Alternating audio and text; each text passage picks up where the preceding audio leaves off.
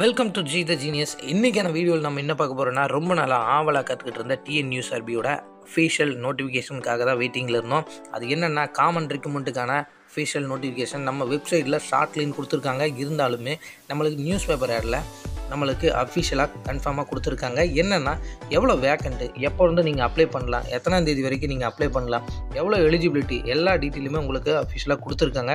அது எல்லாத்தையுமே நம்ம பார்த்துடலாம். ஆனால் நீங்கள் வெப்சைட்டில் செக் பண்ணிங்கன்னா ஷார்ட் லிங்க் வரும். கூடிய சீக்கிரம் அப்டேட்டும் பண்ணிடுவாங்க. அதை நீங்கள் டேரெக்டாக நீங்கள் டவுன்லோடும் பண்ணி பார்த்துக்கலாம். அதுக்கு முன்னாடி நம்ம நோட்டிஃபிகேஷனில் என்னென்ன இருக்குது அப்படிங்கிறத நியூஸ் பேப்பர் ஆடில் பார்த்துக்கலாம். அறிவிப்பு தேதின்னு பார்த்தீங்கன்னா இன்றைக்கி தான் அறிவிச்சிருக்காங்க. அதே மாதிரி ஆன்லைன் எப்போ இருந்து அப்ளை பண்ணலான்னா, நாளைக்கு இருந்தே நீங்கள் அப்ளை பண்ணிக்கலாம். 22ஆம் தேதியிலேருந்து கடைசி தேதி 21/9 அடுத்த மாதம். கரெக்டாக ஒரு மாதம் டைம் கொடுத்துருக்காங்க.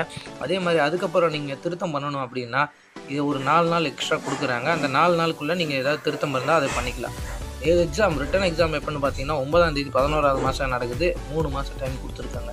அந்த 3 மாதத்தில் நீங்கள் ப்ரிப்பேர் ஆகிறத விட இப்போ இருந்து நீங்கள் அப்படியே ப்ரிப்பேர் ஆகினீங்கன்னா தான் உங்களுக்கு ரிட்டன் எக்ஸாம் ஈஸியாக இருக்கும். டோட்டல் வேக்கண்ட்டுன்னு பார்த்தீங்கன்னா 3644 ப்ளஸ் 21 வேக்கண்ட்டு. இதில் கிரேட் 2 போலீஸ்க்கு மட்டும் 2833 வேக்கண்ட்டு காட்டுறாங்க. அது மட்டும் இல்லாமல் கிரேட் 2 ஜெயில் வார்டனுக்கு டோட்டலாக 180 வேக்கண்ட்டு. அதே மாதிரி ஃபயர் சர்வீஸ்க்கு 631 வேக்கண்ட்டு காட்டுறாங்க.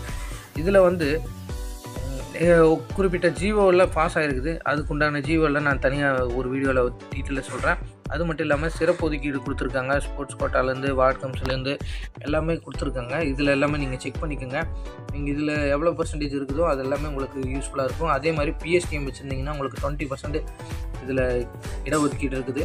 பார்த்தீங்கன்னா நீங்கள் 10வது பாஸ் ஆயிருந்தாலே போதும். அதே மாதிரி 1/7/2025 படி உங்களுக்கு வந்து 18 வயசு முடிஞ்சிருக்கணும். அதே மாதிரி 26 வயசுக்கு அதிகமாக இருக்கக்கூடாது அப்படின்னு சொல்கிறாங்க. இதில் வந்து ஏஜ் ரிலாக்ஸேஷன் இருக்குது அந்தந்த கேஸ்ட் வைஸு. அது வந்து உங்களுக்கு டீட்டெயிலாக வேணும்னா இன்னொரு வீடியோவில் பார்க்கலாம்.